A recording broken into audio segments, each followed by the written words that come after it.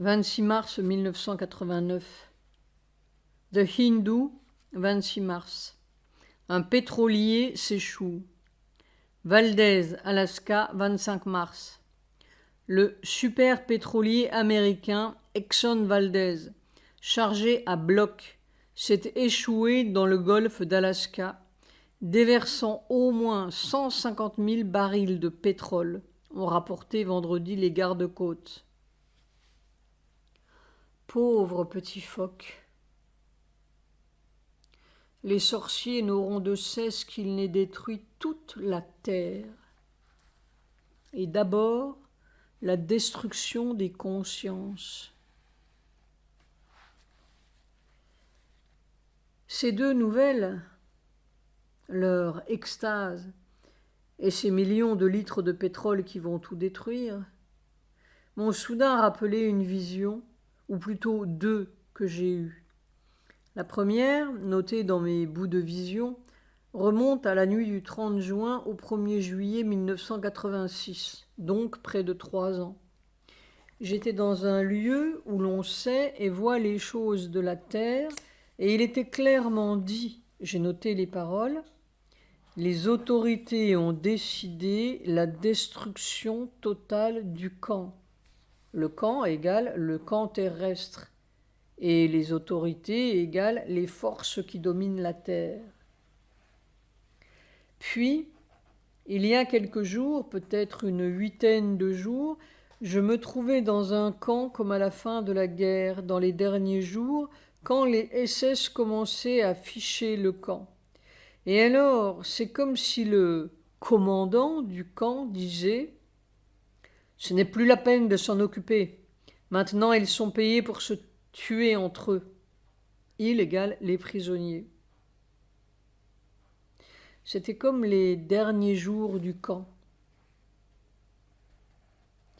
Maintenant, voyons ce que veut, en italique, Sri Aurobindo. 22 mars 1989. Je n'arrive pas vraiment à comprendre, entre guillemets, la nature de ces soulèvements de fond. Parfois, mes bras remontent jusqu'au manteau de la cheminée, comme des ailes d'oiseau ou comme un crucifié. Soit,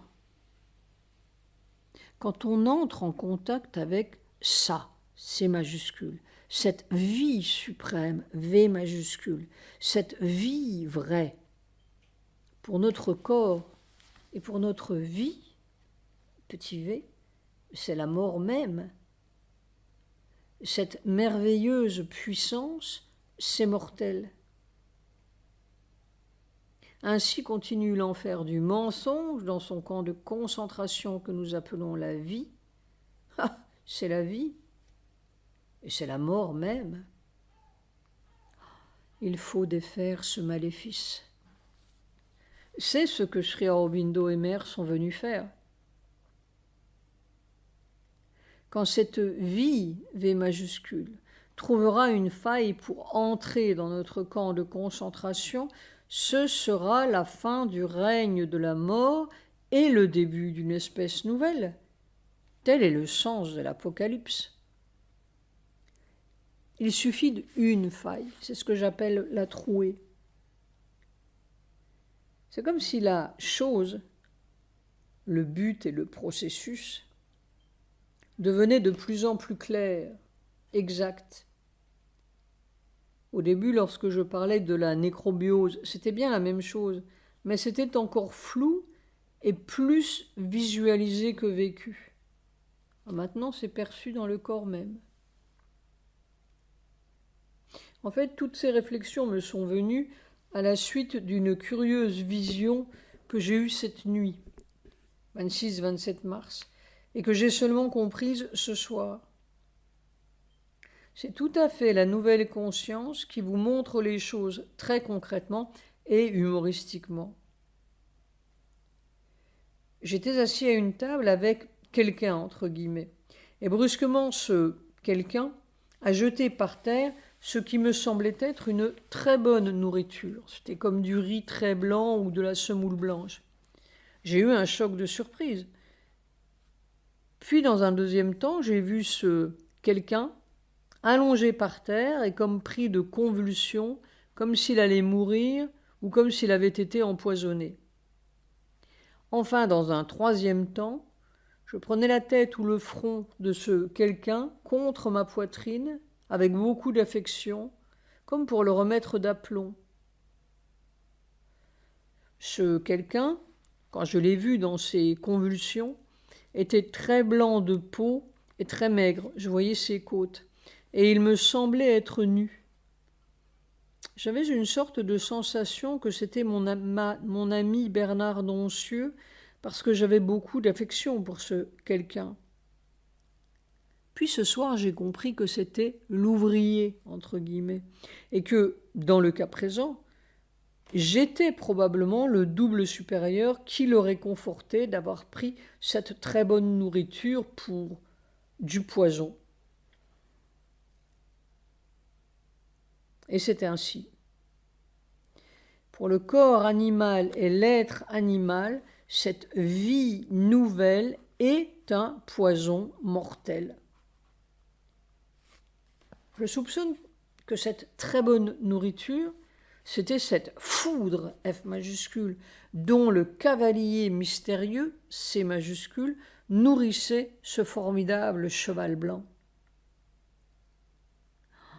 Nous prenons la vie même pour la mort empoisonnée. Et cette mort empoisonnée est notre vie même. Les gardiens, entre guillemets, du camp veulent nous faire prendre la liberté pour du poison dont on meurt. Et ils vous donnent tous les signes et toutes les sensations des convulsions mortelles. Mais les sensations sont très concrètes et souvent même suppliciantes. Ils vous tuent même parfaitement si vous n'avez pas une foi suprême en la liberté et une compréhension intime de leur atroce système. L'Apocalypse, c'est la fin des gardiens de l'horreur. H majuscule. Et la plus grande difficulté, c'est que nous sommes tous, ou presque tous, complices de l'horreur. 29 mars 1989, c'est incroyablement terrible et suppliciant. Je ne sais pas. Je ne ferai pas cela pour toutes les joies du ciel, non. Mais pour que cette horreur, H majuscule, n'existe plus jamais, jamais, jamais. Après, je pourrai me dissoudre. Je ne sais pas qui est mon double supérieur, entre guillemets, ni ce qu'il en pense, mais moi, l'ouvrier, je pense à mon frère. Je pense à mon grand-père et à tous ces pauvres diables, mes frères. Et je ne voudrais pour eux aucune autre vie de la sorte. Je comprends mieux Spartacus que le Bouddha. Mais Sri Aurobindo est plus radical. Nuit du 30-31 mars 1989. Rencontré longuement mère, mais sans aucun souvenir de ce qui s'était passé, sauf de son cahier de travail, genre agenda au sens propre. Et tout était déjà fait. L'avenir était là aussi, déjà fait. Point d'exclamation. Il y avait 2 dates ou 2 passages que je marquais d'un signet rose. Il me semble qu'il était question du 26 mai. Espérons que ce n'était pas de l'an 2000. Puis j'ai rencontré Sri Aurobindo, très souriant, moi qui l'ai toujours vu sérieux ou grave, et une atmosphère de compassion, C majuscule, ou de compréhension affectueuse. Mais ce qui m'a frappé, il m'a longtemps frotter, entre guillemets, le sommet du crâne, du plat de sa main, en tournant en rond et encore en rond le plat de sa main sur mon crâne, presque comme s'il me massait, entre guillemets, ou bien il voulait entrer quelque chose dans ma tête. Point d'exclamation. Encore un détail curieux. En sortant de là, je me suis trouvée dans une sorte de cour, un peu genre ashram, où il y avait le samadhi de Sri Aurobindo. Je suis passée à côté de ce samadhi, comme s'il n'y avait rien là, comme si ça n'existait pas. J'étais un peu stupéfait ou surpris lorsque je me suis réveillée. Je passais là, à côté de cette tombe, comme s'il n'y avait rien. Alors que j'adorais cet endroit quand j'étais à Pondichéry. On y était si bien. Et puis, rien, comme si ça n'existait pas. Vraiment, c'était rien. Cela semble confirmer ce que Sujata a vu de nombreuses fois. Le samadhi nivelé sous la direction même de mer. D'ailleurs, je ne peux même pas dire que j'ai vu le samadhi. Une tombe avec un revêtement et des murets. Non, je ne me souviens de rien de tel dans ma vision de cette nuit, mais c'était l'endroit du samadhi. Soir du 31 mars. C'est un écrasement de fou. La rencontre de cette nuit m'a donné du courage, comme il veille, I majuscule, quelquefois je l'oublie.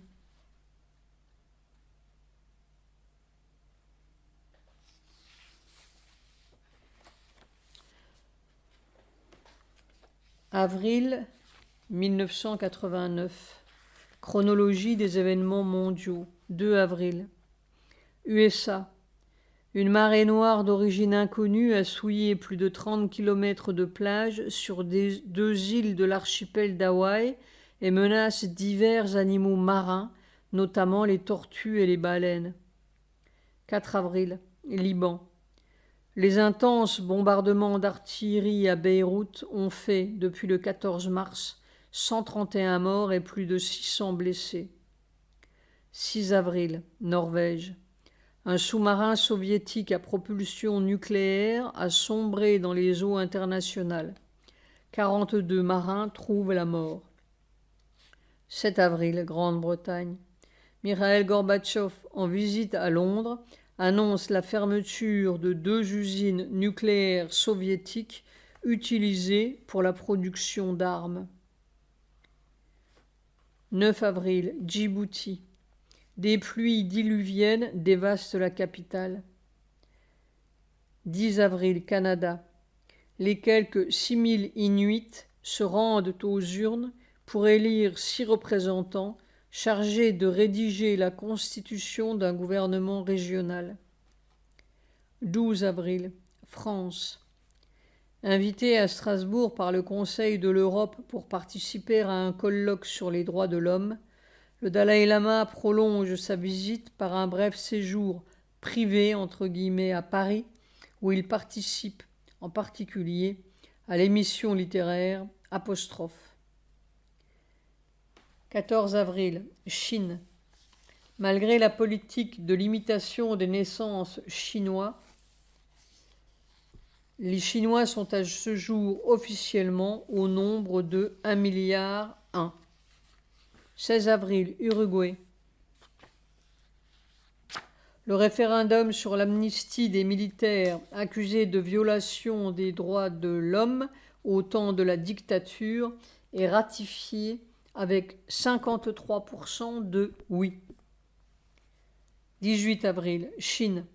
À Pékin, des milliers d'étudiants manifestent en hommage à Hu Yaobang, décédé le 15 avril, et demandent au gouvernement de dire la vérité sur sa démission, entre guillemets, il y a quelques années.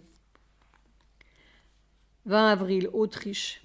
Le 100e anniversaire de la mort d'Adolf Hitler est l'occasion pour les militants néo-nazis de manifester leur présence à travers le monde, notamment à Brunau-sur-Inn. 22 avril, Chine. Les milliers d'étudiants qui réclament la démocratie sont rejoints à Pékin par un nombre encore plus grand de gens qui expriment ainsi leur souhait d'une libéralisation du régime. 23 avril, Mauritanie, Sénégal. Les commerces tenus par des Mauritaniens sont pillés à Dakar. En représailles, plus de 200 Sénégalais sont massacrés à Nouakchott. 26 avril, Bangladesh. Une tornade accompagnée de vents violents a fait plus de 1000 morts. 27 avril, Chine. Des centaines de milliers de manifestants défilent dans le centre de Pékin, scandant des slogans en faveur de la démocratie. Afghanistan. Les Moudjahidines tirent 60 roquettes sur Kaboul. 28 avril, Sénégal. Après une flambée de violence qui a fait plus de 35 morts dans la colonie mauritanienne, l'état d'urgence et le couvre-feu sont décrétés à Dakar. USA. En 1988, le nombre des actes terroristes dans le monde a atteint le chiffre record de 856. Nuit du 31 mars, 1er avril 1989. J'ai vu quelque chose cette nuit qui m'a rempli d'une émotion bizarre et je ne sais pas pourquoi. C'était très bref, 1 seconde, très précis et plein d'une intensité muette. Tout d'un coup, j'ai vu un petit bonhomme ou un très jeune garçon, entre 7 et 10 ans, vêtu d'un long pantalon rose, un peu trop long pour lui, qui lui tombait jusqu'aux pieds et recouvrait ses pieds. Ce genre de pantalon avec des bretelles croisées comme en ont des jardiniers ou certains ouvriers, et une chemise vert foncé rentrée dans le pantalon. Il était tout blond, occidental, un peu comme s'il sortait d'un conte. Il m'a semblé que le sol était de neige, mais je ne sais pas. Et il me regardait avec une sorte d'intensité muette. Moi, entre guillemets, j'étais derrière une vitre, comme dans un train ou un véhicule qui s'en allait, et lui était sur le quai, entre guillemets, plus bas que moi, tout petit et si émouvant. Et il me regardait avec cette intensité qui continue de m'émouvoir. Je ne sais pas pourquoi. Cela n'a duré qu'1 seconde.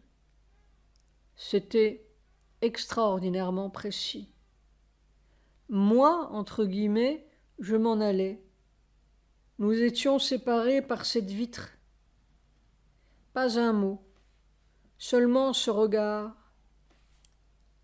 Et j'en reste émue. Je ne sais pas qui c'est. Pourquoi est-ce que cela m'a émue ainsi? Des heures après, je sens encore cette émotion comme si ça venait d'arriver. On voit des choses étranges et inconnues. Qui est-ce? Il était très immobile, les bras le long du corps. Seulement ce regard intense, le regard de quelqu'un qui aime et dit son amour de tous ses yeux. Je m'en allais. Qui est ce « je » entre guillemets qui s'en allait? Un jour, on se dit au revoir et puis voilà. Ce sont toutes les tristes histoires de la terre. On est là pour que ce triste système puisse changer. On a inventé toutes sortes de religions pour se consoler de ça, mais c'est inconsolable tant que la mort existera.